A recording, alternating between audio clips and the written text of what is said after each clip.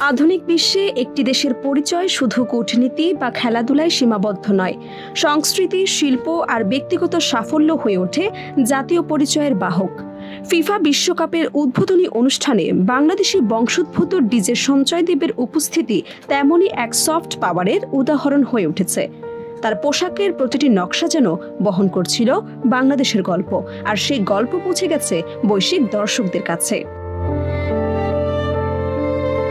Football বিশ্বকাপ বিশ্বের অন্যতম বড় ক্রীড়া আসর। এই মঞ্চে অংশ নেওয়া বা উপস্থিত থাকা যে কোনো ব্যক্তি বা দেশের জন্য গর্বের বিষয়।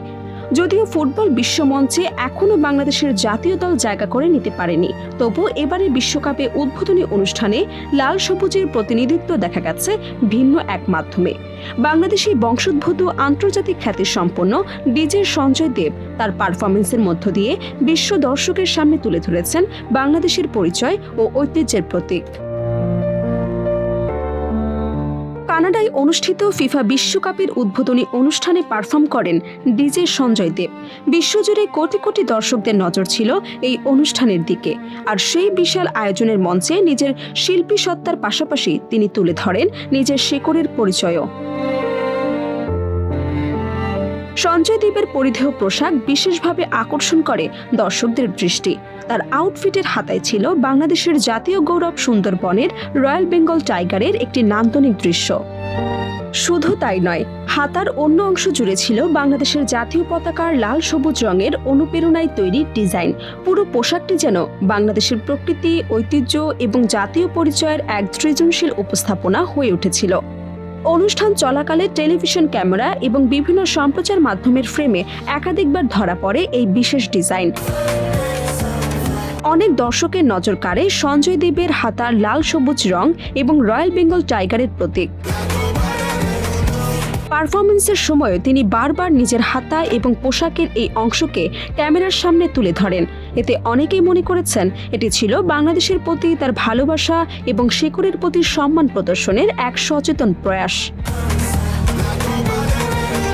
বিশ্বায়নের এই যুগে একজন শিল্পীর পরিচয় শুধু তার কাজের মধ্যেই সীমাবদ্ধ থাকে না, বরং তিনি যে সংস্কৃতি এবং ঐতিহ্য থেকে উঠে এসেছেন সেটিও আন্তর্জাতিক অঙ্গনে তুলে ধরার সুযোগ পান।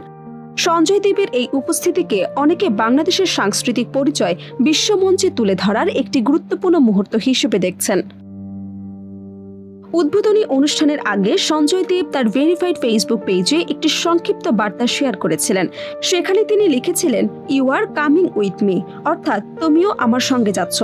পোস্টটি প্রকাশের পর থেকেই তার অনুসারীদের মধ্যে নানা আলোচনা শুরু হয়। অনেকেই মনে করেন তিনি এই বার্তার মাধ্যমে নিজের জন্মভূমি এবং শেকড়কে সঙ্গে নিয়ে বিশ্বমঞ্চে ওঠার কথা বলতে চেয়েছিলেন। বিশ্লেষকদের মতে বর্তমান বিশ্বে কোনো দেশের পরিচয় তুলে ধরার ক্ষেত্রে সফট পাওয়ার বা সাংস্কৃতিক প্রভাব অত্যন্ত গুরুত্বপূর্ণ ভূমিকা পালন করে। চলচ্চিত্র, সঙ্গীত, শিল্পকলা কিংবা আন্তর্জাতিক অঙ্গনেও সফল ভূমিকা রাখে। বিশ্বকাপের মতো বৈশ্বিক মঞ্চে যখন একজন বাংলাদেশি বংশোদ্ভূত শিল্পী দেশের জাতীয় প্রতীককে ধারণ করে, তখন তা শুধু ব্যক্তিগত গর্বের বিষয় থাকে না, বরং তা হয়ে ওঠে একটি দেশের সংস্কৃতি, ঐতিহ্য এবং পরিচয়কে বিশ্বের সামনে তুলে ধরার সুযোগ। বাংলাদেশের রয়্যাল বেঙ্গল টাইগার শুধু একটি প্রাণীর নাম নয়, এটি দেশের শক্তি, সাহস এবং ঐতিহ্যের প্রতীক। অন্যদিকে লাল সবুজ পতাকা বহন করে স্বাধীনতা, আত্মত্যাগ এবং জাতীয় গৌরবের ইতিহাস।